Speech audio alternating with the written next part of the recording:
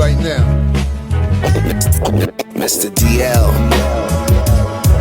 2, 2, 2, 2, 2, 2. Who's off? Cause you could just lose your mind. Yes, we are here with the 104th episode of the Danger Zone podcast, and it's a special Super Bowl Sunday edition, and we are here with the first black quarterback. Nah, we're here with Big Shoe. You know what I'm saying? Like, you know, we here, man, you know, representing Big Shoe. Mr. DL, the last white cornerback. Oh, word. And Chef Tanya Nicole, the first chef kicker. Oh, shit. Yeah. Let's go. Yep. We're working She's on the that kicker. hit flexibility. So, yeah, tonight the Super Bowl will be played in Las Vegas, Nevada. Did you see that pyramid hotel they have there? The Pyramid Hotel. Is it Luxor? Yeah, they turned it into Dorito. It's a big Dorito on all sides. Oh, really? It looks so wild. Yo, go Doritos. That's great advertisement. Because you can see that, like, the whole strip. So, yeah, we're here, Big Shug. What do you think about this Super Bowl? You think it's going to be one for the books or what? So, you know, all you look for, man, first and foremost is a great competitive game. You know what I mean? I've watched many Super Bowls, man, over decades of them. And so the blowouts are always ass. Like, when a team blows a team out, that's like, you know, you're eating popcorn, doing whatever else, and drinking an extra, you know. But when it's competitive, man, it's good. I mean, you had some that a few years back, it was the Patriots and the Rams. And that shit was horrible. I think it was like 13-3, but it was still defensive, but it was, you know, good game. So I think it like you know, you look at Patrick Mahomes and the Kansas City Chiefs. So they're a pretty tested team. They went on the road to win both games against the Ravens and Buffalo. Yep. Slapped the hell out of both of them. And at the other team's house. That's crazy. Patrick Mahomes is a phenomenal player. The team is doing very good. It's resting heavy on the defense this year. So we got to see how that's going to go. The thing about it, too, is that Patrick Mahomes, he's a once-in-a-lifetime guy. Very talented. One thing, you know, he can pass and everything, but he's also pretty deadly with his running. People don't think that because, you know, they don't look at him as a running quarterback, but he sneaks up on you with his game like that. So, and everybody's aware, though, that plays against him. And so they're tested. You know, he's been in the AFC, I think, the championship 6 years in a row. And, you know, this is his third, I think it's his third Super Bowl, or would be his third win, something like that. And which will put him in, you know, in that pantheon, man, of greatness. He's already great. If he stopped playing today, he'd be like Gail Sayers in the Hall of Fame. But, you know, people want to start talking about Brady and all that shit. That's a little far down the road. And even he says that himself. So let's see what happens. As far as 49ers, so the 49ers are like a well-oiled machine. When all their moving parts are clicking and working, man, it's an invincible team. It rests on the running. I think they need to run a bit with Christian McCaffrey, and Brock Purdy just needs to be Brock Purdy for real. Just to handle his business, be calm, take care of it. And the rest of those guys, Fred Warner and the George Kittles and you know, Ayuk, all those guys, man, they ready to roll. So it should be a good game. It wasn't too good last week when Detroit, you know, they should have probably been in the Super Bowl. But when you get a fight like that and you return and come back like 49ers did, sometimes that helps you a whole lot for something that's the game you're about to play now. So with that being said, my pick for the Super Bowl. What? The suspense. 49ers. Oh, the 49ers, nice. Who do you got? We had a commercial too, huh? Who do you got? What about you guys? I've been saying this all season. 49ers all day, all the way. I'm excited. I hope it's a good game. good luck to the Kansas City Chiefs. And I love Taylor Swift, but this has nothing to do with Tay-Tay. But I'm excited. I'm excited to hear what other people say because she has brought a lot of new eyes to the NFL. I wonder if that's going to change the commercials for any reason. Yeah. They're bringing back the Anheuser-Busch horses. Oh, the Clydesdales. Clydesdales, bringing it back to our youth. In the words of Listen, you already spoke. I'm not done. No, let me stop. No, go ahead. You can keep talking, but in the words of the great Jim Carrey, let me tell you something. Listen, we got Usher halftime.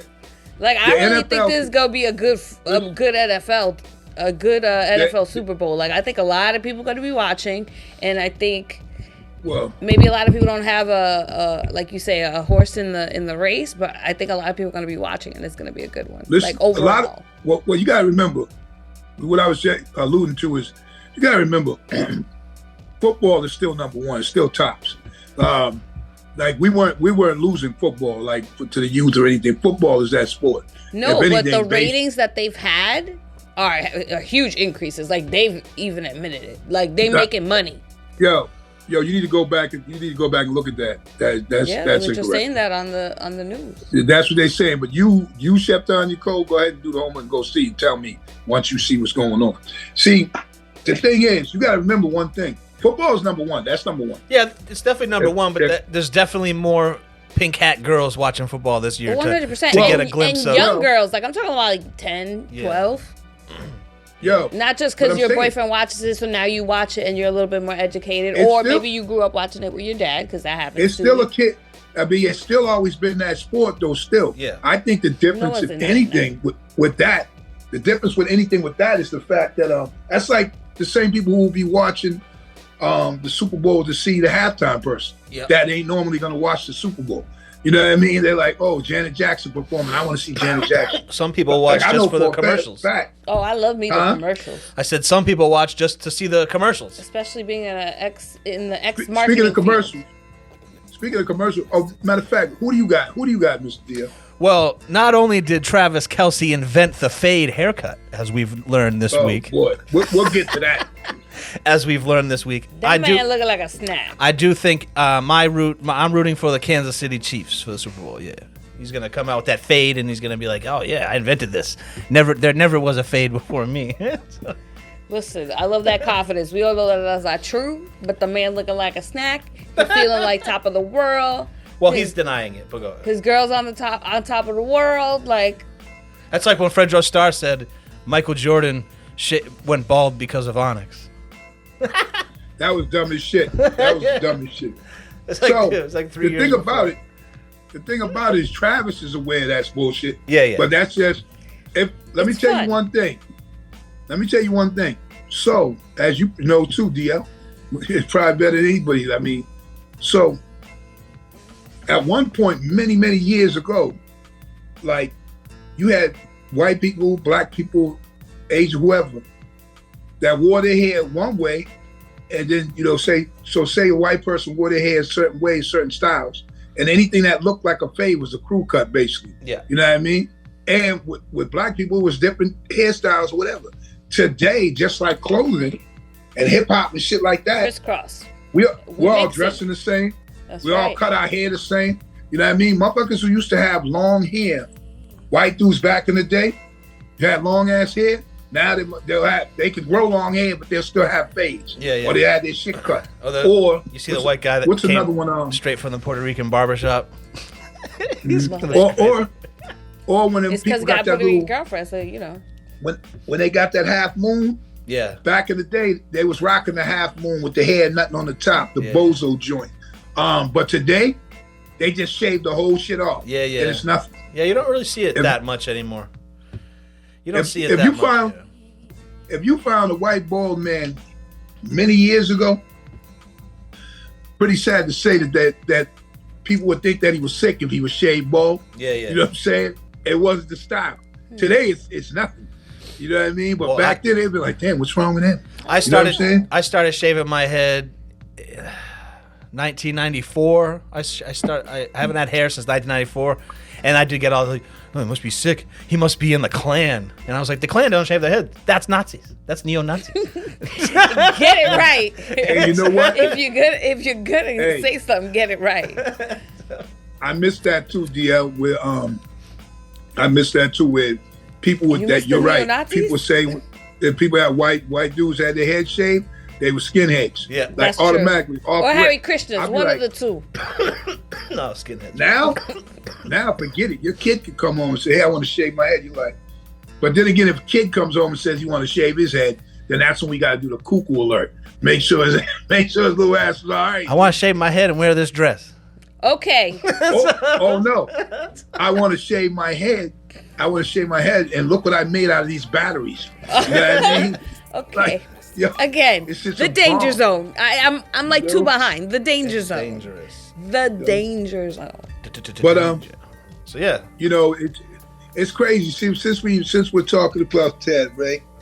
And of course we have this segment that's stupid as hell, but it's just a couple of things that even happened, even in hip hop, that so like I like Mos Def, you know what I'm saying? I always was a fan of his music, whatever. But man, when you come out and make that assessment, which is a pretty true assessment about Drake being popped, and you hearing in the stuff in the stores and shit, that's true. Like that's fact. I mean, we know that. Yeah, but hip hop is. I can go to Target and hear Jay-Z. Yeah, Is Jay-Z like, not hip hop? Oh yeah, You know M2, like, you know what I mean? Like, Because M2. you're popular hip hop, that doesn't strictly make you pop. if I know who you are, So- and I'm sitting here in Lowell, Massachusetts, 43-year-old guy, and I know who you are, you're pop. You're a pop artist, in my personal opinion. If you're listen. a popular artist, I think there's pop. popular artists, and then there's People one's a hip hop popular made the artist. mistake by thinking because Michael Jackson called himself the king of pop, that's what pop music was dance, this music. Then no, it's pop. It's popular music. Like that's what it pop is. music is popular music. It really is. Yeah, I don't think that's like you said. that's I like, knew old people. I knew old women and stuff that everybody knew who Busta Rhymes is to this day. You know what I mean? How does that make you Because- a sellout? You know what I'm saying? Like He's I don't pop. get it. But no, but see that's the difference. I'm not saying it made him a sellout. I'm not even saying that. I don't think Mos Def's statement was that. His statement was saying that this dude is really pop. Like he's cool. My problem is that you say all that, and then you there's a picture going around heavily on the internet with him with this thing. I think he said it's called a Mukbar, or something like that. I got to look into that, but it looks like a jazz on a skirt, Yeah. and some moon boots and tights. And then it comes to this. It all comes down to this: who are you a fan of? If you're a fan of the person, you're gonna react a certain way.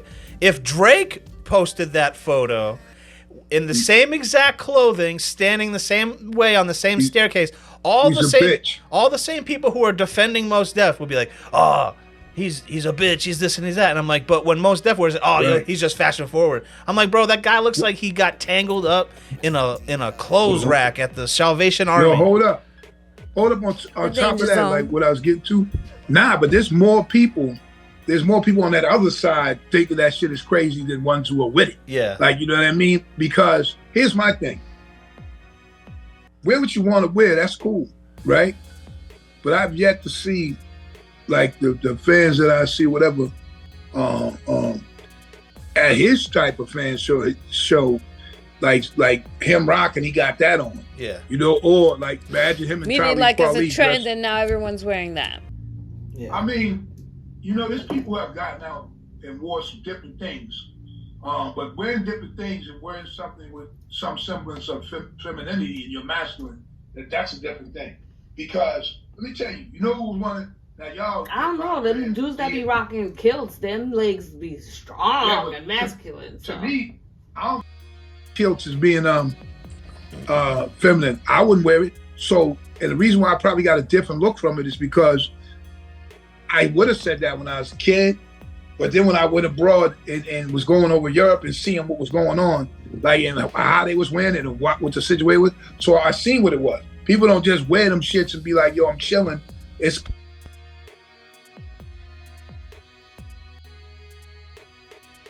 but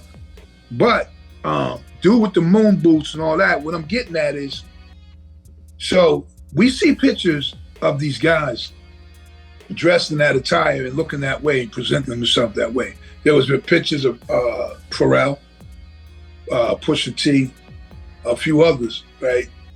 Where I've yet to see these dudes like dressed in those modeling type clothes or whatever while they're performing. You know, the best thing to me about Mos Def and that whole situation is, and that's the most amazing to me, is that he was comfortable enough to wear that shit and got his face picture, and he's good. He's comfortable, you know. Because I mean, it just doesn't look like if my daughter brought home a dude looking like that, and they ain't just judging that, you know, just because he looks, but she brings him home and say, okay, this dude, you know, he's on some different shit with a skirt on, whatever.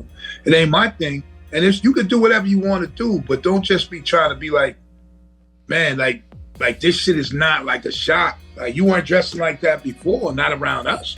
We ain't see that shit. I ain't, you know what I mean? You ever seen a Mos Def with a picture like that? No. Yes, actually, I have. I have one other time. Him and Dave Chappelle were in some crazy wild photo together. Yeah, but he wears those, I forget what they call it. Like, it's like those Muslim long, it looks like a gown almost. Yeah. And you know what I mean? I forget what they call those too. African people wear those too. But but yeah, so yeah, I don't know. That's looking stupid as hell. But go ahead. Yeah, the whole Mos Def thing. Mos Def, you were never you were never known for your fashion. So why at this time in your career you're trying to? I don't know. I just find it weird. I mean, I'm like with you. Wear whatever you want. I don't care. But you can't make wild statements and then come dressed showing up like that. Like, it just, to me, it's like, no. But yeah. Nah, that's your thing. It's just, I mean, I was about to say, I ran away from it. So, when I said there was one rapper, your hip hop, everybody, I say, I don't know, maybe since I think it was the 90s, whatever, that he dressed really crazy. And if you went around where he was from, everybody was dressing like him. Do you know who this is? He dressed really crazy. Let's think of the rappers who dressed crazy in the 90s. Busta Rhymes. I thought Busta Rhymes and Outkast. Andre 3000, yeah. Let me tell you something. Let me give you a thing about it. So you got to remember, Busta Rhymes had these loud, outlandish type outfits performing. Bushi. You know what I mean? He didn't wear them Bushi. shits all the time. This particular rapper, man, he dressed like crazy and he wore that shit all the time. You know, both y'all know. The one that sings the tong song? No. Dang. No, this is one rapper, this person by themselves, right? But he had, you know, he's rapped with a lot of people and he has this situation, but by himself, he was the craziest dressing dude. And we wasn't even saying nothing. Nobody was really not saying nothing about that. Flavor Flav? Nah. No. You probably mentioned it or something, didn't you? Outkast? Andre 3000? Yes. Oh, okay, yes. okay. I thought you heard us say that. Yeah. Okay, I thought you heard us say that and it was wrong. I didn't know. Yo, this dude had a blonde. Well, she had said Outkast, and I was trying to get the singular person. Yeah. Because the other dude didn't dress like him. No. But this dude was wearing wigs. He was doing all kinds of shit. And I was down there at them times, every time seeing motherfuckers dressing like him, long johns with shorts on, all kinds of shit. Yeah. I was like, wow, you know, they took that on. You know, it was like Prince. People were like that with Prince too, you know. Yeah. Motherfuckers was don't let motherfuckers at a gangster's house now, man. Trust me, they was running around with purple and them fucking button zippers. You know what I mean? You know, I didn't see none of them motherfuckers with them chaps on, but other than that, you know what I'm saying? Everything but the chaps. And you know, hey man, like I said, man, teach his own, we the danger zone, so let him move, man. It's all right, Mos Def. Get out of here. So what about this? Imagine being this. Imagine being some guy named Breckenridge and you're going to Juilliard to become an actor. You're going to be a serious actor and you're going to act on stage and you're going to do Macbeth and you're going to audition for Scorsese and this and that. And then DJ Paul from 3-6 Mafia, a one-handed party animal, wins a Grammy and an Oscar. Congratulations, DJ Paul. Congratulations. Love you. Imagine the stress and the being annoyed by that. The guy's halfway to an EGOT, And Love it. DJ Paul from 3 6 Mafia. That's so great. Let's make that happen for him. Let's make it happen. I'm on that. So listen, on that train. Listen, so on some shit too. Did y'all watch the Grammys? The clips. We watched the clips. So I'm like that. Like I won't. You won't spend many years since I sat through and just watched the whole Grammys and shit. Like I just what I mean. Yeah. And the one thing I was discussing, the dope thing about the Grammys though, is what you can get a Grammy in too. Yeah. You know what I'm saying? Yeah. Like we could just tell stories. We could read stories over music. Yeah. And if it's consumed enough, then we could get a Grammy for that. I bet you there's Grammys in podcasting. To be honest, I'm sure. Probably. I'm sure they're not aired on television, but I bet you they exist. It's an audio platform. So there's Grammys for best book on tape. Bet you know what I mean. So yeah. And I say that basically to say this. The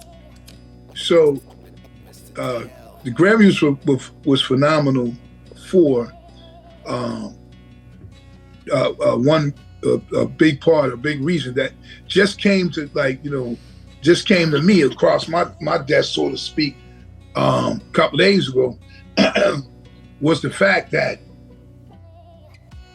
they were always claiming musically, people always claim that it's a young man's game and hip hop and everything else is a young man's this or whatever.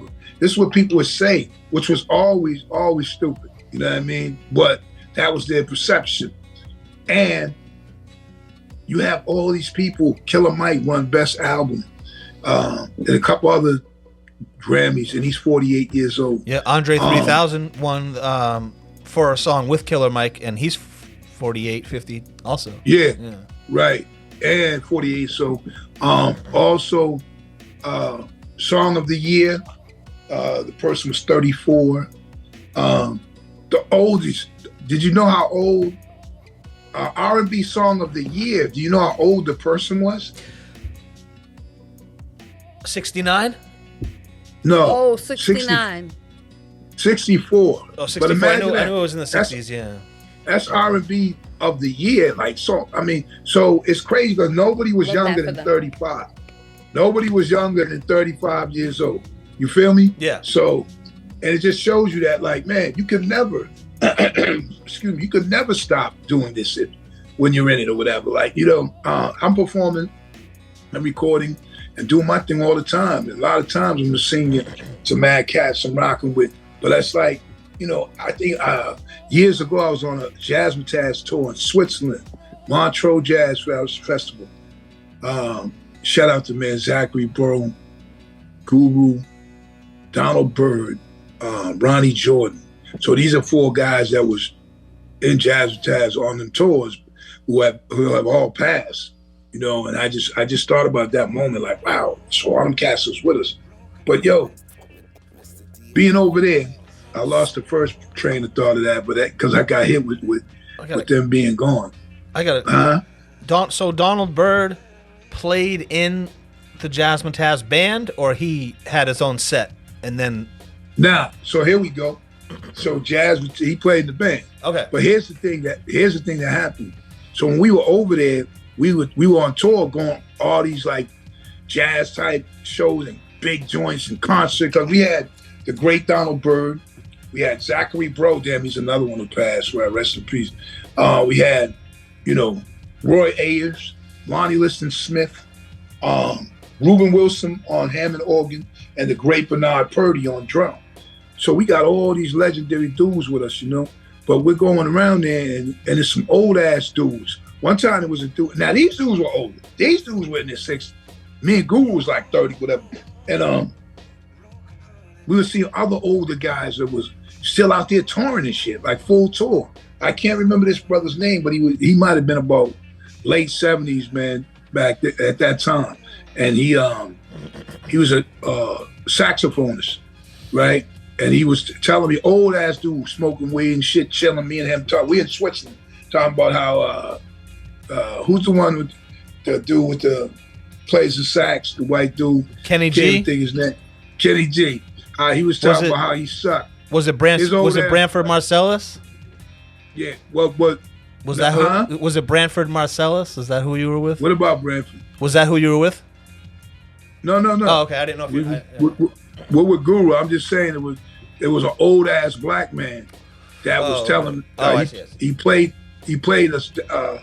the sax, and he was talking about how Kenny G, that wasn't real music, and he talked just like that too, and we were smoking it, and I was like, damn, you be touring? He said, I tour all year, and I was like, damn. He said, you just have to take care of yourself, smoke a little bit of this here, right, and boom, and I was like, and I'm talking about he had a full show, motherfucker wasn't on. See, the thing about the Jazz Festival, if anyone doesn't know, the Montreux Jazz Festival, it's so huge, and it's on for days. Isn't it like an international festival? Like people come from all over? People come from everywhere, man. It's beautiful. Big stages. I mean, when we performed it the first time, I mean, come on. Ice-T's rocking with Body Count. And Eddie Murphy's doing that song too, that was singing his shit, whatever. Yeah. You know, Prince was out there, fucking everybody been out there. So it was, it was one of them things, man. Yo, there used to be people that didn't even speak English, but they could recite whole songs. I remember these girls recited the whole OPP song, and then I said, oh, damn, that was dope, man. Where y'all learn that up? Then they look at each other. but they knew them words, though. You know what I'm saying? Shit's crazy, man. So, front line. What you were saying, though, about everyone being older that won Grammys, people don't become less talented as they get older, but what does happen, we've talked about this on here before, is people stop creating music for the youth, and the music that they're making, although it is hip-hop, it isn't resonating with the youth. And like it or not, in everything, the youth push the culture forward.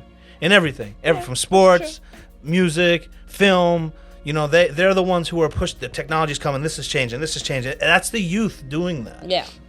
And if you're not hitting it with them, you will be considered, oh, he's washed up, or he's stale, or he's old school, or this and that. But then you got rappers like Busta Rhymes, who've been rapping since the 80s. Ice Cube been rapping since the 80s, who still are getting new fans. Yeah, who still get new young fans. Here's the other side of that coin. Like, so, you got guys, man, so the older guys, when we go over on tour, and just because they were on the bill with us, not the other way around. The joints was, these thousands of people came to see this shit. You know what I mean? And I was like, well, and then they would have these side little shows, like on their own, like Donald Byrd over here at the so-and-so and whoever over there, whatever, and that shit would be packed with the youth. So when I was a kid, one big artist was George Clinton. Yep. And the Parliament Funkadelic, right? These dudes was grown-ass men, right, who have been playing music for years, because I found out through my father. Because like my father, that generation all knew George Clinton and them guys. Because he played at Woodstock, so what was that? That was 1969. So he was kind of like Black Rock to our parents. And then at that time, they slid through with that whole, Flashlight and One Nation Under Groove, that whole funkified era right there for that minute, and took it by storm. And I'm like, yo, these dudes like damn near 40 and shit like back then when I'm like 12. You know what I mean? Or 13, or they like 30s or whatever, you know what I mean? To show you that there was older people that knew them like James Brown, but then there was a whole generation that tapped in and was like, yo, you know what I mean? So man, ain't going nowhere. I'm not going nowhere either. I got a new album coming out, so more projects. You know what I mean? I'm just going to get a Vienna finger. I'll be right back. It's all good. Speaking of George Clinton, he just got a star on the Hollywood Walk of Fame. Oh, nice. Last week, so that's cool. Yo, yeah. Damn, let's just keep getting on. That's dope, yeah. I'm glad you mentioned that. Yeah, so that happened last week. And you got anything, Chef Tony? That's big, George Clinton. Motherfucker who said, I once gave George Clinton a hug in the dap. The boy had B.O. like a motherfucker. Oh boy, the danger zone. He had just performed. This is real talk. He just that makes sense. said, hey, sometimes you got to have the funk on you. I was like, I said, for shit on. No, most definitely. Funk was all on that motherfucker, you know what I mean?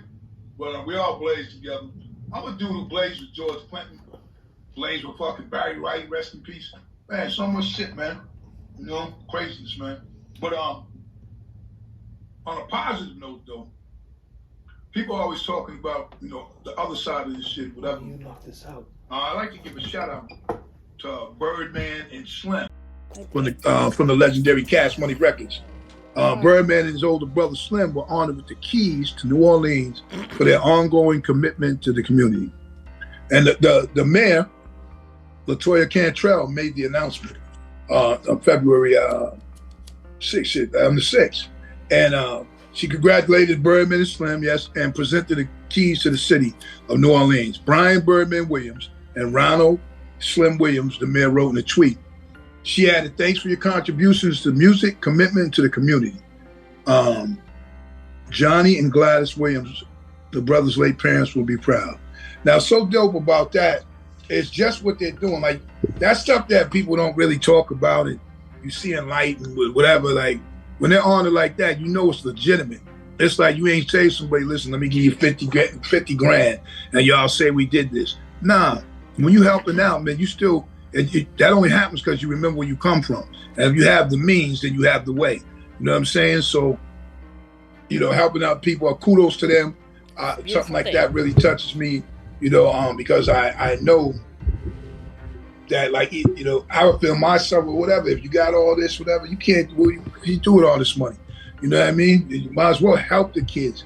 And they grew up in a tough area anyway. So you want to help with some programs, whatever, that's beautiful, man. So shout out to Birdman and Slim. Keep on doing what you're doing, man. Because I'm always going to put respect on it. You know what I mean? So, yeah, I was going through some technical issues on my end over on this side, so I didn't get to finish talking about that Killer Mike thing. You were talking about Killer Mike, and so Killer Mike accepted 3 Grammys, and then he got arrested after the Grammys. I got my theory. What do you think about that picture? Well, supposedly they whipped somebody out earlier or some shit. That's dumb as hell. Yeah. So I really don't know. That's something I have to, you know. So here's know more about. My theory is going to take a while to come to light, but this is my theory. Last week in New York City, there's a very popular comedian named Mark Normand. I don't know if you ever heard of him. He's very big. He's going to be, you know, he's very big. He's in the Jerry Seinfeld crew, but he's dirty, if that makes sense. Like, you know what I mean? So, because, you know, Jerry Seinfeld's a comedian. So this guy's doing a show in Manhattan, and he's doing a show, and some guy jumps on stage and tries to, like, hide behind him. And these plainclothes officers come all into the building and take the guy away. And they start tasing him in the lobby, and everyone's going, "Oh my God, what's happening?" And then they come back in and they take Mark Normand, and they're not allowed to leave. And then the venue's like, "You need to stay right here." Blah blah blah. So all this shit happens. Then the same thing happened at Madison Square Garden to a rock girl. I don't remember her name, but okay. So then 2 days later, everyone's like, "Oh my God, what happened to Mark Normand? What happened to this girl?" Comes to find out that Donald Glover, Childish Gambino, is doing a new series about spies, and he's filming like these live things so to get people's live reactions or whatever. Is it starring Prize? No. So he comes out and he said, "Yeah, I just want everybody to know these people are safe." I'm thinking he did that same fucking thing with Killer Mike, his homie. I'm thinking that he got arrested at the Grammys. After his Grammy, he was arrested, taken, and I'm saying right here on the Danger Zone podcast that Super Bowl Sunday, that is going to be in that movie. That's that right there. Killer Mike getting arrested. Really? That's crazy. You know what's crazy? It's probably gonna get spoofed too on Saturday Night Live. But yo, what's crazy is for such a height of what happened for him, and shout out to Killer Mike, man, because it was dope. You know that happened. He received those, and that was just, it said something about never giving up and you're not too old or whatever and shit like that, which is love. You know what I mean? So shout out to him. But unfortunately, man, in some situations, man, being black, they want to put you in that light of him getting arrested. Like that wasn't really important to us. Like because guess what? You don't even know what the fuck happened. Yeah, that's all. I'm telling you that he's too famous. He's won 3 Grammys, but no one knows what he was arrested for. Come on, I'm telling you, it's going to be in that movie. So that's what I'm saying. That's what I'm saying, DL. That's something that didn't have to be filmed. There was so much more going on. And we could have dealt with that later. And the rumor. And the rumor is what you're saying. The rumor is it was the charge is going to be a misdemeanor. That's the rumor. So they wouldn't have done. They wouldn't have done that. Hell no, bro. They let O.J. Simpson drive home to his house, drive around Los Angeles with a loaded weapon for like 3 hours.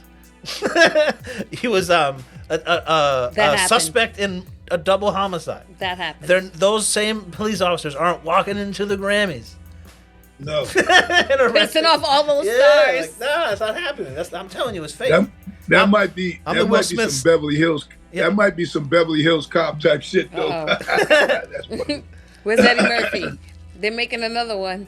So that's what I think about that. But if he really did get arrested, it sucks to ruin your moment. You got the Will Smith karma. Well, you know what? Your moment, you know? One thing we need to find out, DL, and this will tell us if it was real. We need to find out the names of the arresting officers. Yeah. Right? If their names Where's the police report? It has to be public record. You know, the name's like Tyrone Williams. If it's Arthur Griffith, Leslie Johnston, right? You know what I mean? Robert Anderson III. There's some straight up. Then we know what's up. You know what I mean? They say, hey, my friends call me JFK. Yeah, then we know. Like, listen. Oh boy. They're the dudes who were talking to Cato June back in the day. You know what I'm saying? So yeah, Killer Mike, congrats. That's some funny shit because they're talking to Cato June, if everybody knows, of course. And he said, you're in your bed, sleeping at the crib, and all of a sudden, you hear some big ass boom, like supposedly rocks the side of the house. Yo, your ass ain't really trying to see what's up. Like, come on, man. You know what I'm saying? He went back to sleep or whatever. Kato Kalin, like, what if that guy? Oh my God. I know. He might have been the worst Cato June. Hey, yo, that's fucked up because I'm saying Cato June. Yeah. That's my man. He's a former NFL football player. He probably like, damn, still slamming. I think Kato Kalin was the second worst witness of all time. I think the first worst witness, unfortunately, that we've seen was that kid? The cop. Trayvon Martin, his girlfriend. Oh yeah, bro, go watch that testimony where she's calling the people in the courtroom crackers. The danger and zone. I'm just like, oh no, this poor kid, he's not gonna get justice.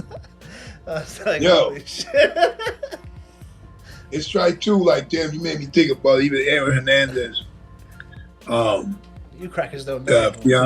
His fiance, whatever, how they was making her look stupid. Yeah. Because they were like, that's how you think. Well, you didn't know, like he came and gave you a box and you didn't look at it and see what's in the box, you know. And that shit like that is crazy because just for the fact, like, you guys have been together for a while and shit. You know what I mean? And if DL comes in, he gives you a box. I don't want to know. Like, I don't want to know if he told me not to look in that box. Yeah. How do I know? First of all, I love surprises. Yeah. So how do I know that's not a gift for me? And I'm not going to ruin the surprise. This is how you know. No. That's how I think. Yo, this is how you know. I'm not looking in there. You just ask how you know. That ain't a surprise. Those two when things. He tells you, like he told her, you got to throw this shit away. Get rid of this shit any way you need to know how. Like, that's not a surprise then. Well, you like, okay. Oh, yeah. You know what I'm saying? That's a whole other thing. And it got weight like a box of guns. This shit is heavy. Like, what are you doing? See, I think she'd get rid of it, but I don't think she'd look. I would not look. I think she'd get rid of it. If I'm getting rid of something, I damn sure would look. It would be her way of justifying that it's off her conscience. She doesn't know. But she's just throwing a box. You know what? You think you might want to look?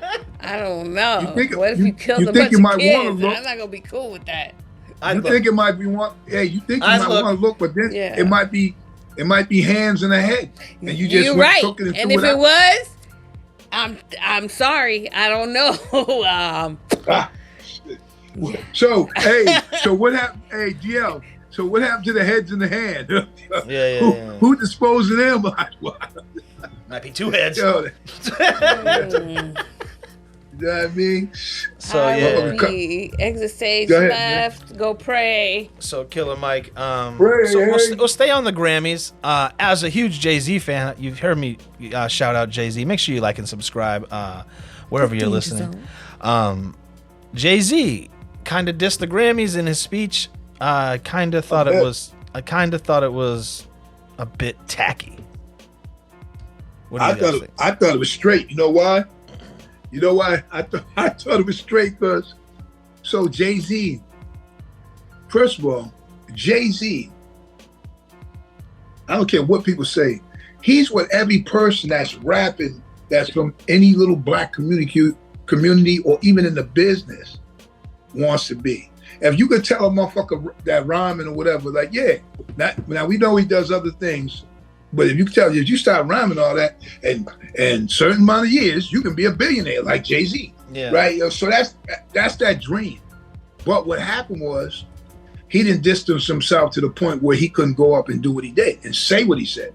You know what I mean? Like, because one of the crazy shit he said to me was, some of you will feel like you got robbed.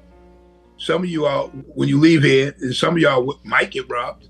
You know what I'm saying? He said some of y'all don't even belong in the category. Yeah, see, I thought he was saying shit like that. I thought he should have left it at robbed, left it on a joke that everyone could enjoy.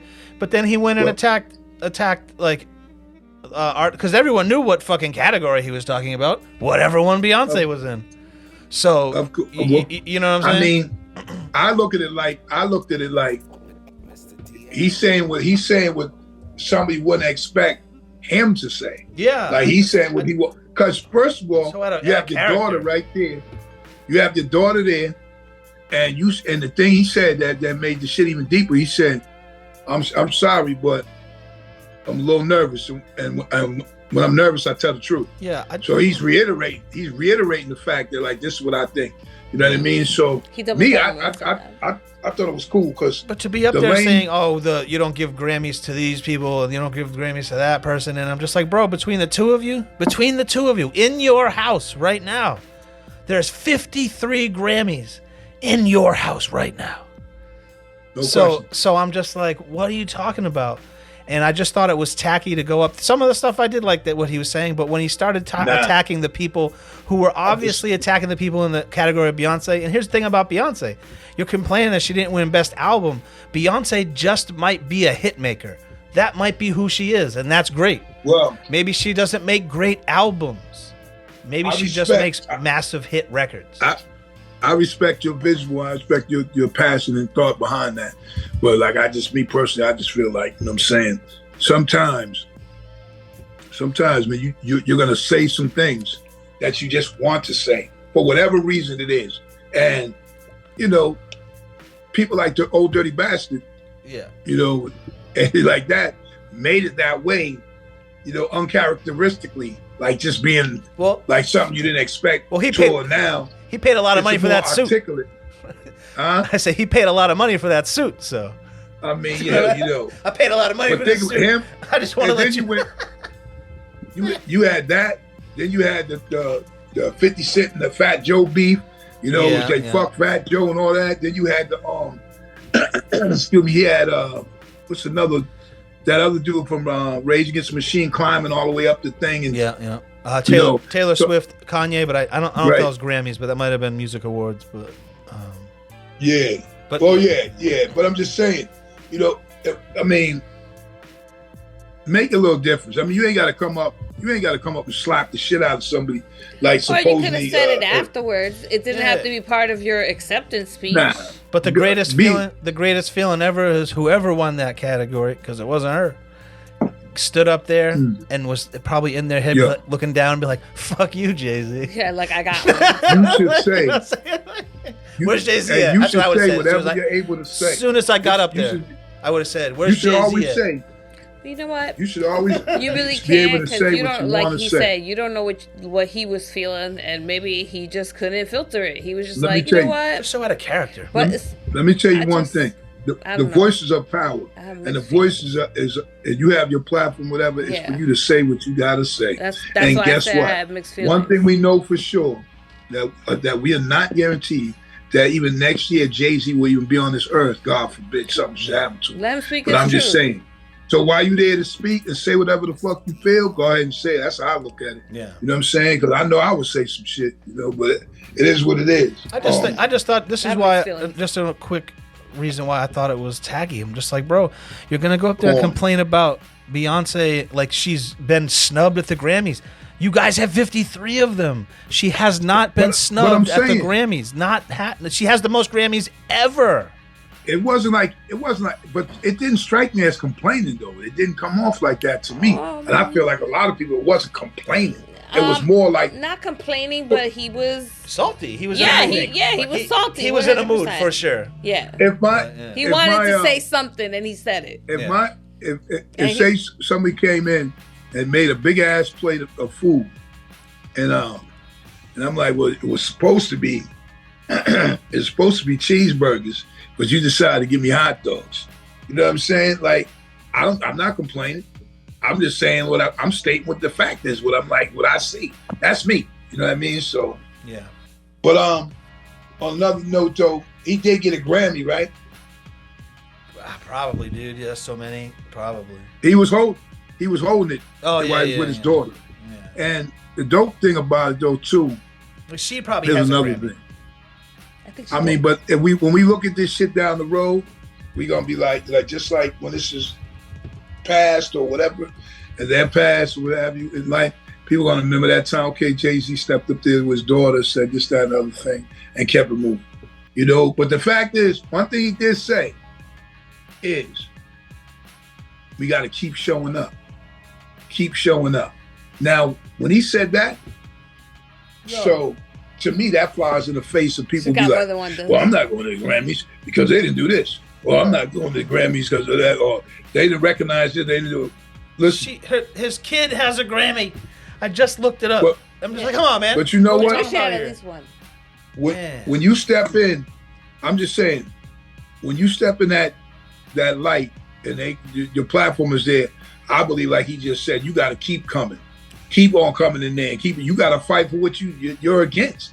People be like, oh, they ain't for us, and they don't want to do this. Then, well, how the fuck we gonna get them to even do it even more? You got to be there. So I believe that. You know what I mean? That I agree with. So, but speaking on real quick about. Last thing before we go, this doesn't need to be go in depth, but so they did all that. Look at us, hip hop 50. We're the greatest. We love hip hop. We're Grammys. Hip hop 50. Hip hop 50. Look at 50, 50, 50. And then they didn't even televise the best hip hop album. I'm just like, yeah. I think they might have been scared that somebody was gonna say something wild. Yeah, or they didn't know. They didn't know who the guy didn't know who Killer Mike was, and like, I don't know who that is. Yo, think what you just said, man. Damn, that was dope. I'm glad you just said that. You said so they didn't even televise that, but they televised his ass getting locked up and getting let off. You know what I'm saying? And they televised the part of him on stage, like shouting out everything briefly. Yeah. So that just those two parts is crazy from this to that, but nothing else. Yeah. You know what I mean? So but you know what? Go ahead. No, I'm good. I'm good. But another thing is, after numerous setbacks, it appears as if the new album from Ty and Kanye is finally set to arrive. Earlier this week, they announced a listening party for the Vultures in Chicago, with the project set to be released by now. I think it's already been released. Both Ye and Ty posted promotional flyer on the Instagram confirming the location and date of the event. They also shared a graphic with the number 1, indicating it specifically for Vultures Volume 1, the first installment in the duo's planned trilogy. The United Center has a concert capacity of 23,500 and also serves as a home for the Chicago Bulls and Blackhawks. That's what they'll be having at this show. I believe in their video that's out now, Ty Dolla $ign and Kanye, their daughters are in it. Kanye's daughter's rapping North, and I'm not sure. I think the other one's just in the video. I'm not sure. I didn't peep it, but that's the story. So those who are interested and want to peep that out, see what's up with Yeezy and Tyler Dollar Sign, hey, that project's on the way. And the video's out now, I believe. So I had 3 more things. 2 of them involve Boston in a way. And then I wanted to talk about the big rap beef going on right now between Nicki Minaj and Megan Thee Stallion, which I think should be a one-time. You know how they like decide the battle between 2 rappers, but this will be a one-time thing because it might not work for other rappers. They should have like a mud wrestling match. I thought you were gonna say battle rap. You need to stop. That should be how they handle this. What do you think? That'd be sure as hell interesting. Pay-per-view will be through the roof. Oh yeah, they need like a lot more servers. Who do you got? Who do you got in the battle of rap, and who do you got in the mud wrestle battle? Who's gonna win? What do you got? I'm thinking in the rap battle, Nicki Minaj. In the mud wrestling battle, Megan Thee Stallion. I was just gonna say the same thing, especially because Megan just lost a whole bunch of weight because she's been going to the gym, so she's getting like slender, thicker. Yeah, but Nicki Minaj doesn't seem like she'd want to get muddy, so she might have to go in hot oil or something like that. No, I disagree. I think Nicki would not care. She would like, let's go. Yeah. But I think, I don't know. See, you're making me want to. Nah.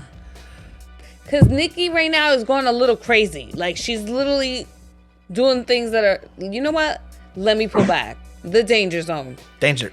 She's doing things that are a little off. Off? Yeah, like they're like Megan Thee Stallion, she did her thing, and Nicki's just keeps like talking about it and talking about it. I like how she says, how you get shot in the foot, but you don't have a scar. Something like that. One of the bars was that. My whole thing is like and then she moved her titties around a bunch. I'd rather you do something than keep talking about something and not do nothing. So if they were like, if they had they should mud wrestle, I said. No, they could like battle rap, like no, live. They already did that. Bigfoot versus Hiss. They already did the battle rap, and no one knows who won, so they should fight in a mud wrestle. No, I meant like a live, like let's do this, like okay, let's go bars. Yeah, like if it was underground. Yeah, they might be pulling each other's hair out, or someone's hair. And Cortez could be the ref. Cortez. All right, so my 2 stories about Boston. I don't know if we want to talk about them because they're kind of crazy, but Chuck D posted today on Twitter that Boston was the. What, you saw it? No, yeah, I'm listening now. Oh, that Boston was the deep south of the North. And Stupid. Deep south. Like he's saying it's racist in Boston. There you go, saying dumb shit again. Yo. Thought I was stupid. Thought it was slaves. So we had that. I just thought that. I saw that today and I was like, oh shit. And then the whole Benzino versus Eminem was sweeping the internet for a few days. What did you think about that battle? I mean, me personally, I didn't listen. I listened to part of it, but everybody was saying that Benzino got at him on the record. Yeah. And of course, people are saying he must have had a ghostwriter and all this other shit, which is irrelevant. I mean, if you're interested in the beef of the situation, so be it. To me, it's all hip hop. So to me, like, ain't nobody gonna end up. I wasn't that interested in it. I don't think Benzino can rap. I don't think he's a good rapper. So now all of a sudden, after 28 years of rapping, now he has good rap song or good rap lyrics, I should say. Yeah, he didn't write it. But like I'm not gonna sit here and pretend that he wrote that song. That's okay. There's a lot of rappers that have. He even came out and said he didn't write it. Yeah. So he said that he was writing it. He came out and said he came out and said that? Yeah, he said that he was in the studio and people were giving him lines. And then he said, it's not like Eminem doesn't get lines from Royce the 5'9" all the time. I use the lines. So, well, go ahead. No, I just look at it like, you know what I mean? Well, like, we've I'll give him credit for saying he didn't write it. That's what I. Well, we lived in this world from way back, from rappers alike. Whereas rap has been writing for other rappers since the beginning of this whole shit. Even when people didn't know. You know what I'm saying? Now that isn't everybody know. But so what? Like to me, I just look at it like, yo, okay, I mean, if there's interest in that and motherfuckers is listening to them, that's cool. Like that's just another element of hip hop, man. You know what I mean? If Eminem comes again, excuse me, or whoever else, that's cool with me. Cause that's just like a sideshow of this whole thing called hip hop to me. Yeah. You know what I mean? So whether it's a so-called beef like that, which is hip hop beef, or if it's some other shit where singers or whoever it is, so be it. It's just part of the game, man. So. And then here's my issue with the Benzino haters. They're out. Why is Benzino not letting this go? He's just dwelling on this 30-year-old beef. What's his problem? Why is he putting this song out? Why is he doing that? And I'm just like, dude, Eminem just put a song out 5 days ago dissing Benzino. So he put a record out. That's why he did it. He didn't, reaction. He didn't just wake up and be like, oh, you know what? I'm going to go viral today. I'm going to put out an Eminem diss record. No, he just put out a response record to a diss that Eminem, put out a few days ago. So did he do two records or something? I don't think so. Benzino, I'm not sure. Oh, he might have. He says he got a bunch in the thing, but he did. I mean, we all knew he didn't. As soon as there was a decent lyrical bar, we all knew he didn't write the song.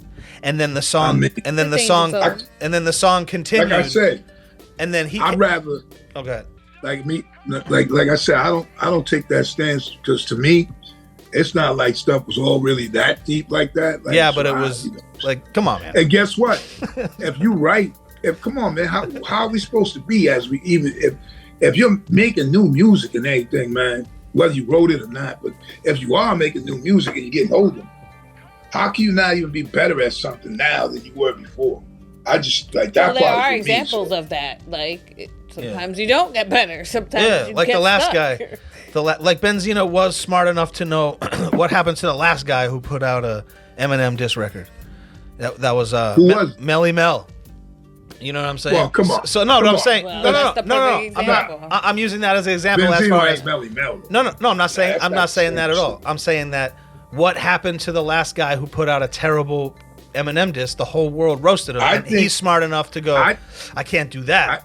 So I think Kumo D. Kumo D would have did better than Melly Mel. You know what I'm saying? I think Tanya would have done better than Melly Mel. Wow, good answer.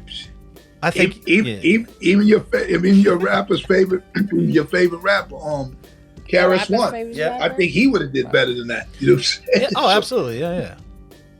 I mean, that's what they do. So well, let's say something about KRS-One. I don't think KRS-One's a great rapper. But I don't think he's whack. Like I don't think like he's whack. I just don't think he's anywhere near the greatest rapper of all time. And one of the biggest dupes ever was people falling for him, constantly telling them he was the greatest rapper of all time. And people would go and be like, he's the best rapper ever, bro. And I'm like, oh really? Okay. Well, who would have a better verse on a song with him and Nas? Oh, Nas would. I'm like, oh, I see. Well, so here's why I think this comes in. This is why I think this comes in. So when they came out, that was like a more him, Rakim, and all them that around that time. That was a more hardcore, but also conscious, but still hip hop type shit and bars. So you got Kane, you got Rakim, you got. So you KRS-One. You were there and old enough to remember at that time. At that time, people were saying KRS-One is better than Rakim. Well, you got to remember, I think they said shit like that because of everybody had their position back then in hip hop. Yeah. Like we knew. Look, guess what? KRS-One was able to step on the mic and say, "I am the teacher." You know what I'm saying? And now that's what he's still called all these years later. You know why though? You know what they say? If you can't do, you teach.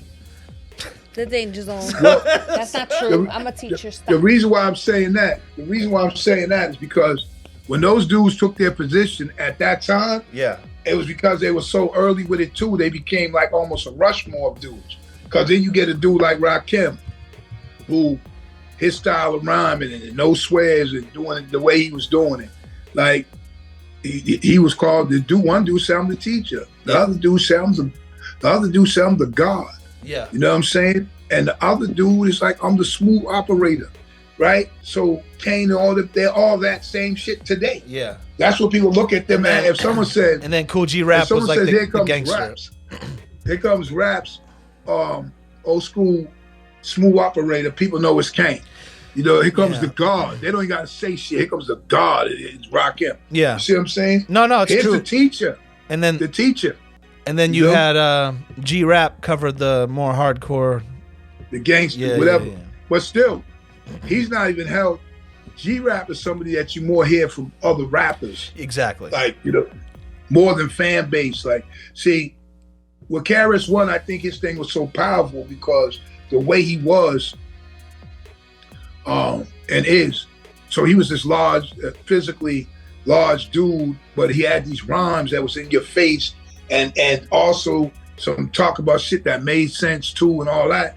And people, like, I think they brought into the physical of it, and the party started, like, because that's really what he was. But one of the simplest lyrics that the dude ever said kind of explains that WWE effect in the early days and whatever, when he was like, because of the shit I talk, basically, this dude said, I know you want to step to me, kid, but you be like, damn, Chris is kind of big. Like, him saying that was the fact that, you know, he's talking shit, you like, yo, I'll fuck him up, right? You know what I mean? But then you see him, like, you're like, oh. So that's kind of like me, Big Sugar and our crew. They'd be like, oh shit, you are Big Sugar. You know what I mean? People looked at that shit back then with like you was a character, you know, and then and then they took it from there, you know what I'm saying? So, and his brother, and then the Prince Bay shit was rest in peace. The Prince Bay shit made the folklore even get more. You know about that, right? No. Prince B, I mean. Remember that group, okay. PM Dawn? Yeah. Okay, I know. I mean, when you're rock, so back then we didn't have social media and all that. You're hearing your stories from the little magazines, little hip hop shit, whatever. And then you hear like, oh shit, man, I heard KRS-One just ran up to Prince B at PM Dawn's show and punched out Prince B and did a couple of songs and got out of there. And I'm like saying, so all that shit is like, that really did happen. So people look like, oh. And so when you hear them songs, the bridges over, that's just automatically sparks. You know what I mean? So it is what it is. But Melly Mel should have never did that. Yeah. Back to what we were saying. Melly Mel should have never did that shit. That shit, come on. How you ever? Come on. So that was this week in hip hop. The Super Bowl is tonight. I'm going for the Chiefs. Tanya and Suge going for the Niners. And who's Rhea going for it? Did we find out who Rhea? He said the 49. Chiefs. You weren't paying attention. 49ers. She's going for the 49ers. Look. No, Rhea's going for the Chiefs, you said before. Oh, yeah, she's Chiefs. Oh, Chiefs. So That's right. Yeah. Come on, she's now. for the Swifts. Real love. So it's just, yo, we sitting on the right side, Chef Tanya. Cool. Oh, I know that's right. I've been on the right side the whole time. No, it's like this. Listen, right? Yo, telling you, San Francisco. Yo, I was born on the West Coast. Cali all day, baby. Let's go. So I'm supposed to say San Francisco, and then you say the 49. What? Sorry, I was so excited. 49ers. San Francisco. 49ers. San Francisco. 49ers. You know what I mean? That's what it is. Go. That's what it is. And the Kansas City. City. A little aggressive. Hey, Let me be back in my feminine energy. Let's go, Niners. 49ers going to catch that fade from Travis Kelce and the Chiefs. Hey, DL, she wants to go back to, and what are your socials? But, yo, you are outside of your shit right now. So, 49ers. Back to that fade shit real quick. That fade shit real quick. But, yo, let me tell you, Stan, you guys made me think about something, right? So, rest in peace to my beloved mother. All right, love my mother. Yes. So, my mother, when she passed, she was at this funeral home in Atlanta, and they were the ones handling everything. So we had to go in and view the body, sign the paperwork. But this was the first time that I ever seen like a funeral parlor like this, and you could feel the sense of business about it. Like it was more than, the passion and all that of the death and all that stuff. It was seriously a business. So it was so much going on that day when we had to view the body, and we had to fill out our papers. And I was like, damn, it's busy as shit up in there, right? And dude was like, oh, this is a slow day. But he's like, this is like, we talk about that, the bodies. So he said, you go look at it, right? And then there's a room with a body in it, ready for the funeral. So it didn't look like my mom right off. So I kept going down the hallway. Yo, dude. So there's another body in the next room, right? All these bodies are dressed. Yeah. Then the next room, there's another body. Then the last room, that's the big room that's on the end of the hallway, there's 4 bodies. Like, these are all, and I'm like, yo, I go back and I said, yo, first of all, I don't see my mother. And what's all these people be doing it? Right? You know what I mean? Because it looked like for lack of a better choice of word or whatever, it looked like a party for dead people. You know what I mean? And everybody was dressed up, and it was like mad caskets. I'm like, yo, and I'd never seen anything like that in my life. So I was like, I go back to the dude. I said, listen, man, I don't see my mother, but what is this? You know what I mean? And that's when I what is this? I mean, it really had me like that because I've never seen. Just think about it. No, I mean, have you ever went to a funeral home? Yeah. And it was a bunch of bodies ready to, for a funeral? No. So I'm not finished. So here's the rest of it. So now our funeral is in this room. We get up, talk. I'm one of the speakers, and view mom, and then the funeral's over. So everybody gets up. This dude, I swear to God, he slides on the stage, like almost like this can't be real type of shit. He slides on the stage and he breaks down to that Don Cornelius shit on some smooth shit. You can exit to the right and to the left, and then he was doing this shit had me like, I said, yo, this shit can't be real. You know what I mean? It's gonna be a reality show. The dude, I mean, he had the MC voice for a like movie. A good scene. He was like, he had that MC voice like, oh, you can exit to the right or to the left, or in the back doors, and did both hands up. I was like, yo, wait. And I said, yo, this cat does this all the time. This is his highlight. And guess what? They take the body, that was your people's body, roll the shit out the door, and then the other one comes in. Yeah. Cause it's time for the next funeral. That's wild, man. That was the wildest shit, man. Yeah. You know what I'm saying? But Atlanta was also the same place that, hopefully this wasn't, I'm pretty sure it wasn't, but where they had a funeral home that was getting people's money and burying the bodies on top of each other. You know what I'm saying? I remember that story. And stuffing the skulls with toilet paper and different shit like that. That made national news. Well, what are they for kicks, or how do you make money doing that? So instead of like actually going and paying the cemetery, right? Because you have to pay the plot. Spending that money, that costs money. They would keep the money and not buy the plot. Scam. Okay, but so I'm going to see my uncle. He died, and they put him in. Where's his tombstone then? Like what piece of land is my uncle's tombstone on that I'm going to stand and peep this. I don't understand. I believe what happened was these people. Oh wait, no, these were the cremating people. They were cremating them. No.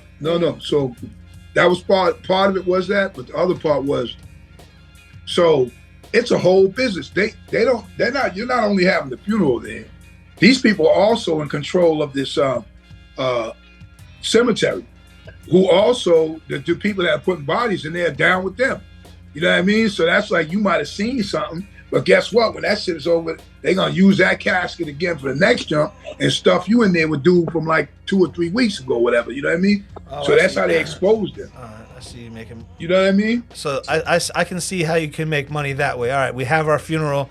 Most of the time people leave before they put the coffin in the ground. Oh yeah. Most of the time, before they cover it. Or before they cover it, before they cover it, people leave. Right? Because they'll lower it in there, and then people throw flowers. Then sometimes you might throw a first shovel of dirt, or sometimes that happens after. Yeah. But these people are all in cahoots. Yeah. Like, we're like, yo, get So that body back up. Tip the casket over. Body falls into the Oh hole. my God! Either way, it's not right. They take the coffin back because a coffin probably costs, I don't know, $10,000 at Oh, least. Right? You know what I mean? thousands of dollars. Oh, they exposed that whole shit. That shit was crazy. I was like, they were making mad money, Facts. and you thought your loved one was buried, but his Being ass was taken stuffed in care there with of. about. He been stuffed in there with about 6 other chumps for about a couple of months or something. You know what I mean? Well, hey, they wasn't even embalming them correctly. They was doing some of that and then stuffing their head with like toilet paper and newspapers and shit. Like stupid shit. That story was crazy, man. I remember that, man, you know? Man. But, Special place for those people. Before we get on to the next thing, where were you guys at, man? Because y'all just disappeared on the brothers. I had to go. I was out of town for a little while on work. Tanya was here the whole time, though. She was doing her her regular thing. But so we could have did the chef version. Well, we would have been so lost in the sauce. I'd have been like, "What buttons to press?" I'd be like, "Is this button? Is this button? Can you hear me?" I'd have been over here like, "Yo, so listen, we're talking about some different shit. How to make muffins." Yeah, I mean, I got a ill recipe. Let's go. That's so funny. You know, Damn, and I'm like still talking shit. That's wild. So where did you go? I saw you had I just went to I had to go to California for a little bit. So what did you say now? I was gonna ask you about this show. You said you had 2 shows. I saw. You said you have a show tomorrow that I didn't know about, and then you have another show with Crumb Snatcher, Ed O.G. Okay, so we pre-record, so Thursday evening, be at the Middle East. I guess it's Problematic and XL show. Oh, I see. And there's a few people performing, EMS, Lateb, Smart Bomb, and I'm gonna just do a cameo real quick, you know, and just be in the building. And there's also another show. March 23rd, I think. Now, February 29th has a show, which I'm not a part of, but them are my peoples, Man Terra, Sandro Castro, and Ed O.G. Oh, okay. That's in Somerville. I think it's called the Goats Showcase or something like that. So you gotta check that out. And then I have a show on the 29th of March. I think it's the 29th, which consists of myself, Big Sugar, of course, Acrobatic, XL, The Beast, Ed O.G., Lateb, M. Dot, some gospel cats, man, the Price Boys, and a few others, man. It should be a pretty big show. And that's downstairs, the Middle East. So as the numbers, shout out to Waxler, my man, shout out to him putting the show on because it's moving too crazy like that. Like, you know, some people are saying like, oh, you know, I don't know how it's gonna be or whatever, but surprisingly so to those, whoever, I don't know. We'll have a good little crowd down there. Hopefully y'all come through, man. So check, I got you on that. I always like the Middle East. All the places I've been, that's when I always like to go see shows of the Middle East. I thought that was a good spot. You've been there a few times, yeah. I like to when you could rock everywhere, but even when it's been somebody else's show, like it will be that night or terminology and different things like that. When it's someone else's show, like the love that the Middle East, like that the people are in tune. People are in tune to like the localness and artists and shit like that, because the love is always like the cheers and they give us so loud and amped up, like because you know they know. You know what I mean? And that part of it, I think, is dope. You know, because I've come out to perform at plenty of people's shows, from Pete Rock and Premier to Term to, you know, with Sheik Luch and all this other shit, man. You know, and people have all that Big Show, blah shit. If you're Sheik Luch, Sheik Luch performed downstairs too. You know what I mean? If you're watching this show from elsewhere, the Middle East is a Boston area club. It's comparable to like a CBGB's in New York or like a Whiskey A Go-Go in Los Angeles. Maybe not as big as the Whiskey, obviously, but it's like the vibe. The vibe is like that. Yeah. So. And it's cool. I'm going to dip in and, you know, it is for a hip-hop head, though, because usually when them shows are there, everybody's like you know the people are there for those performances, like or the performance. You know what I mean? It's not like you don't get fly by night motherfuckers falling up in the Middle East. That's somebody who's there for the performances. So yeah, you know, shout out to that man. You know, so come through. So yeah, so I guess it's that time of the week to find out who the stupid as hell is, the stupid as hell is mother effer in the world. Will find out. Stupid as hell. Here we go. Hey, stupid as hell. Stupid as hell. Find out who's stupid as hell. And this week, stupid as hell is. Hey, so this is one of them crazy ass Florida dudes, right? He was taken into custody. Why they always from Florida, yo? It's crazy because I live there. You hear it on the news all the time. I like the little pool. I like the little pool they got, but it said the man was taken into custody after driving a stolen ambulance to the Columbia. He drove the ambulance to the Columbia County Sheriff's Office over the weekend, according to the Sheriff's Office. In a release, deputies said that the first responders were helping someone who was experiencing an altered mental state. He was fucked up after possibly taking drugs on Saturday evening. Possible, definitely. While that was happening, Stanley Williams got into the ambulance and drove away from the scene. Stanley Williams jumps in the ambulance while they're trying to help him. During the ensuing chase, the ambulance struck a curb, and Williams steered the ambulance into the entrance of the sheriff's office operations center. Yeah, that's the stupidest shit, right? And the investigators say, it's not every day a pursuit ends at our front door, says the sheriff. Exactly. The crime landed right in there. That just goes to show you that one moment to the next, I'm glad nobody was hurt. The suspect was not able to pose a greater risk to our community. Other than that, minor damage to the lawn. There was no damage to the sheriff's office property, deputy said. Williams faces charges of grand theft and fleeing from law enforcement. Now, the crazy thing with Mr. Williams, there's some shit going on, and he obviously was fucked up. He obviously had to be high. I'm gonna jump in this ambulance and take off, and I know people who did shit like that in real life. So I know this dude had to be like lit. He's like from experience. And then you're speeding. So what's the move when you steal an ambulance in real life? You're trying to get the drugs in the back, or is that what it is? No. I think like they said about him. He had an altered mindset. He jumped in the vehicle on some like, woo. He was just like, I need this car. Damn. Yeah, you know. So, so then the fact that he drove the shit and they got nervous and crashed into the police station. You know what I mean? That's like the craziest shit, man. So this week, very simple, very short. Mr. Stupid as Hell himself is Stanley Williams. You definitely earned. And the moral of the story is, don't take no motherfucking ambulance to try to steal it, and then you're gonna crash in the police station. But I also don't bring your wallet to a crime scene. You know, happens a lot. I also have another honorable mention too. Is that cat, former child star, Orlando Brown. The boy is stupid as hell. Do you know who he is? No, who's Orlando? I probably do. I don't know. Who do you play? He's been on the internet. He's the one who said that Bow Wow had some bomb ass pussy. Oh yeah. You never heard that? Yeah, I know who it is. Yeah. Whoa, he used to be on the danger zone. Man pussy. He used to be. Yeah, I don't. Okay. Yo, he used to be on. I think it was Raven or Cosby, one of them shits. Yeah. He was. So the latest thing he said was. What was his name? He wasn't Bud. What was his? I know what it is. Bud. That's not his name. What's his name? Nah, it wasn't Bud. What's his name again? Nah, Orlando Brown. Orlando Brown. Yo, also, he recently went online and said, "Oh boy," that Nick Cannon sucked his dick. Oh boy. And he said he kind of like.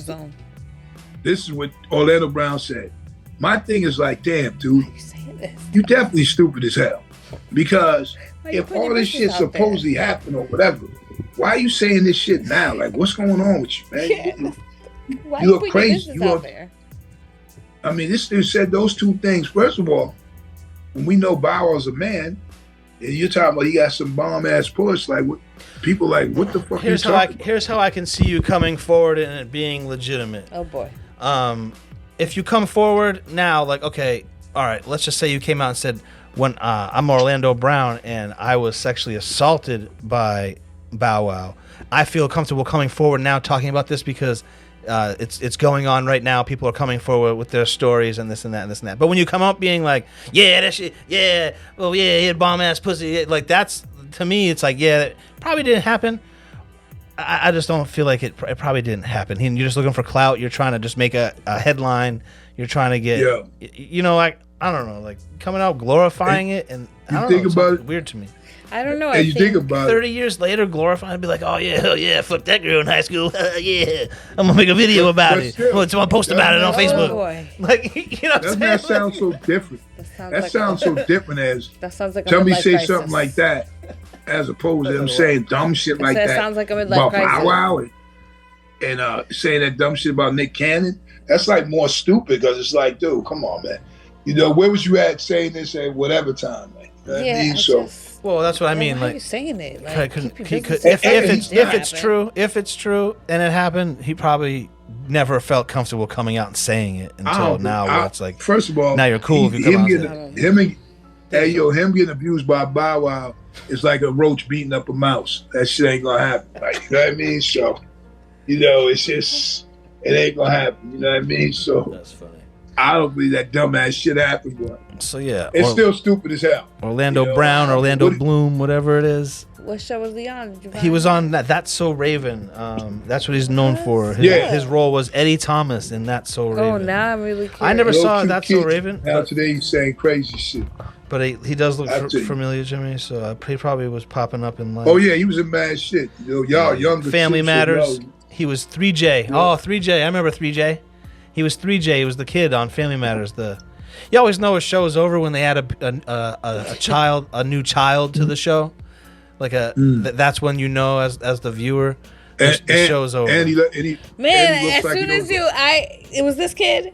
Yeah. Oh man. So yeah. All right. Well, that was another good one. 104 episodes of the Danger Zone podcast. We got our Super Bowl picks in.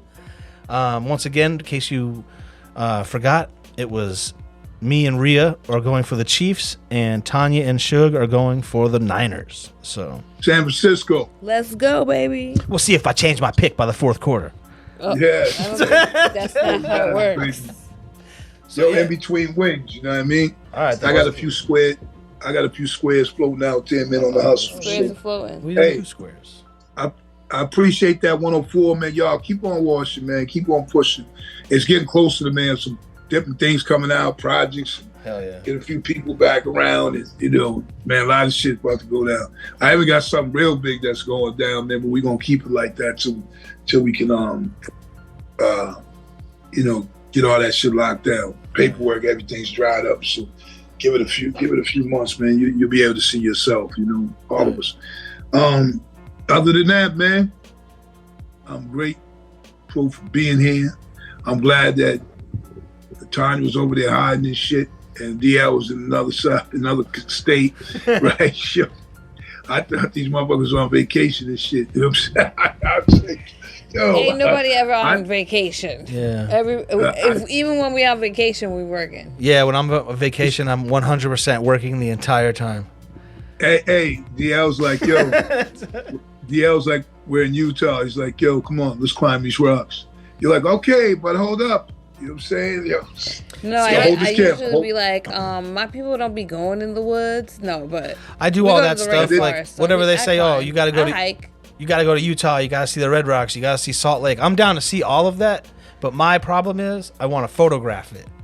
And that I'll add a half hour onto every destination. Yeah, so let's just do half a mile hike, and we can call it a day. Well, we don't need to go all the way in the woods. We can just go right to the edge and see everything we need to see.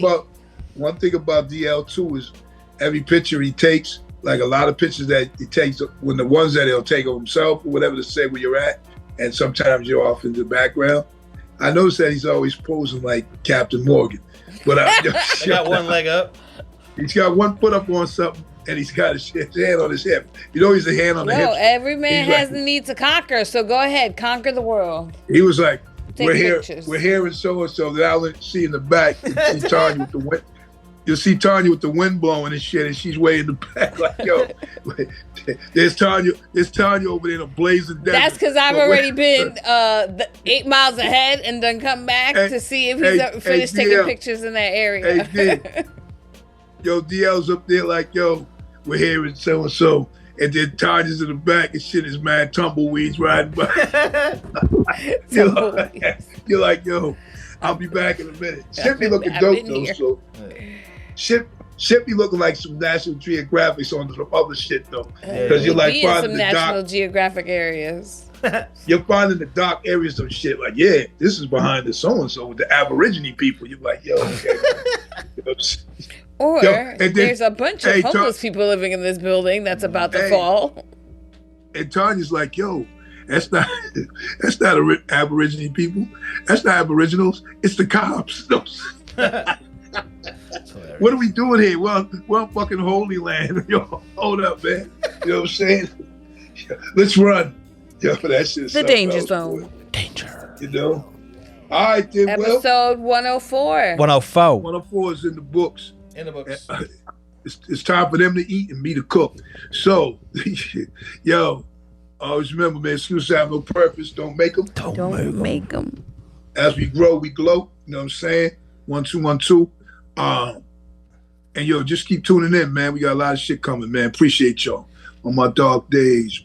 Peace. On my dark days, I chopped crack on a regular. Ran up in spots and clapped on a regular. Took big fat ass stacks from the register. No matter how hard they tried, they still couldn't measure them. Hard out.